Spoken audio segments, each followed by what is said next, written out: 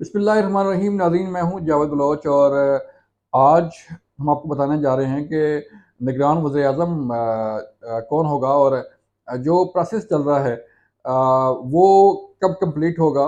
क्योंकि गुज़िश्ता रात असम्बली तहलील हो गई और साबिक़ जो असम्बली थी उसे तहलील करने के हवाले से वज़ीर-ए-आज़म शहबाज शरीफ ने एडवाइस भिजवाई 9 अगस्त को प्रेसिडेंट ऑफ पाकिस्तान को, डॉक्टर आरिफ अलवी को। और उन्होंने इस एडवाइस को मंजूर करते हुए असम्बली तहलील करने का नोटिफिकेशन जो है वो जारी कर दिया। अब मुल्क में कौमी असम्बली का वजूद नहीं है, कौमी असम्बली तहलील हो चुकी है। काबीना जो फेडरल कैबिनेट थी उसको तहलील करने के हवाले से भी बाकायदा नोटिफिकेशन जारी कर दिया गया है। और निगरान वज़ीर-ए-आज़म जिन्होंने जिनकी ज़िम्मेदारी होगी इलेक्शन करवाना, जिनकी ज़िम्मेदारी होगी इस इंटरिम सेटअप में पाकिस्तान के रोज़मर्रा के मामलात को चलाना। और जो इंटरनेशनली हमारी जो एग्रीमेंट्स हैं लाइक IMF के साथ है, बाकी ममालिक के साथ है, तो उसको जो है वो लुक आफ्टर करना। निगरान वज़ीर-ए-आज़म कौन होगा? और फिर आपको मैं ये भी बता दूँ कि डॉक्टर आरिफ अलवी को क्या एजाज़ हासिल है। डॉक्टर आरिफ अलवी को ये एजाज़ हासिल है कि उसने एक ही असम्बली को 2 बार तोड़ा। एक साबिक़ वज़ीर-ए-आज़म इमरान खान साहब की एडवाइस पर जब तहरीक-ए-अदम एतमाद जो है वो कामयाब हो रही थी और असम्बली में तहरीक-ए-अदम एतमाद पेश हो रही थी, तो उस वक़्त वज़ीर-ए-आज़म साहब ने एडवाइस भिजवाई फ़ौरी डॉक्टर आरिफ अलवी को कि ये असम्बली तहलील कर दी जाए। तो उन्होंने अर्नर फन विदिन नो टाइम जो है इस असम्बली को तहलील कर दिया। बाद सुप्रीम कोर्ट ने और जब ये इंटरवीन किया और जो तहरीक-ए-अदम एतमाद की वोटिंग के हवाले से फिर अपना फ़ैसला दिया और फिर ये तहरीक-ए-अदम एतमाद कामयाब हुई और साबिक़ वज़ीर-ए-आज़म को इमरान खान साहब को घर जाना पड़ा। तो डॉक्टर आरिफ अलवी इस हवाले से बड़े जो उन्होंने रिकॉर्ड कायम किया कि उन्होंने एक ही असम्बली को 2 बार तहलील किया। पहले इमरान खान साहब की एडवाइस पर और अब जो है वो वज़ीर-ए-आज़म शहबाज शरीफ की एडवाइस पर इस असम्बली को तहलील किया गया और अब असम्बली ये ख़त्म हो चुकी है। अब मामला जो आता है कि निगरान वज़ीर-ए-आज़म जो है वो कौन होगी। और मैं आपको ये भी बता दूँ कि जब तक निगरान वज़ीर-ए-आज़म का तकर्रुर का अमल जो है मुकम्मल नहीं होता, जब तक निगरान वज़ीर-ए-आज़म जो है वो अपना ओहदा नहीं सँभालते, उस वक़्त तक वज़ीर-ए-आज़म के ओहदे पर शहबाज शरीफ साहब काम करते रहेंगे।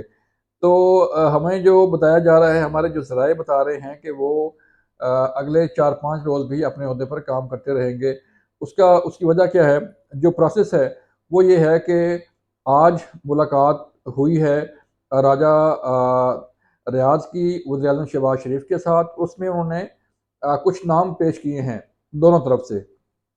ये तवील मीटिंग थी जिसमें उन्होंने मुख्तलिफ नामों पर गौर किया और इस प्रोसेस के लिए 3 दिन का वक़्त दरकार है। आज ये नाम पेश हो गए, फिर मुशावरत के लिए जो है वो वक़्त माँगा गया है। मुशावरत की जाएगी दोनों तरफ से। वो भी मुशावरत करेंगे और वज़ीर-ए-आज़म शहबाज शरीफ भी मुशावरत के बाद जो है दोबारा ये मीटिंग होगी। तो ये 3 दिन का प्रोसेस है। इन दोनों शख्सियात ने 3 दिन के अंदर जो है इस नाम को फ़ाइनल करना है। अगर विदिन 3 डेज़ ये नाम फ़ाइनल नहीं होता, जो कि ज़राए बता रहे हैं कि नहीं होगा, तो फिर ये मामला जाएगा पार्लिमानी कमेटी के पास। पार्लिमानी कमेटी में अपोज़िशन से 2 लोग होंगे और 2 लोग ही जो है हुकूमती बेंचों से होंगे, यानी कि साबिक़ हुकूमत की तरफ से 2 नाम नॉमिनेट किए जाएँगे। और फिर ये मामला जो है वो इस पार्लिमानी कमेटी ने डिस्कस करना है और विदिन 2 डेज़ उसके पास 2 दिन का वक़्त होगा और 2 दिन के अंदर जो है उसने फ़ैसला करना है कि निगरान वज़ीर-ए-आज़म कौन होगा। तो यूँ आप देखें कि 9 अगस्त को असम्बली तहलील हुई और 10 अगस्त को प्रोसेस शुरू हुआ निगरान वज़ीर-ए-आज़म के तकर्रुर का।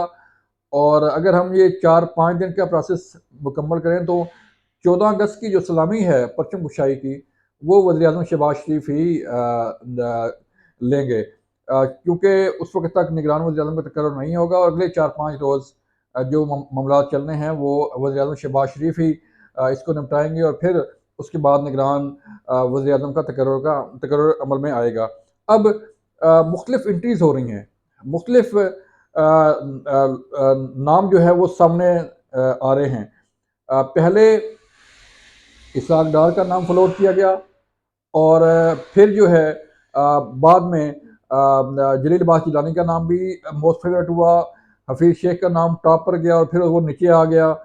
अब आज जो है वो चेयरमैन सेनेट सादिक संजरानी का नाम भी जो है वो इस लिस्ट में सामने आया है कि उन्हें ही निगरान वज़ीर-ए-आज़म बना दिया जाए और वही तमाम अमूर अमूर को चलाएँ और चलाने के बाद जो है वो फैसला करें।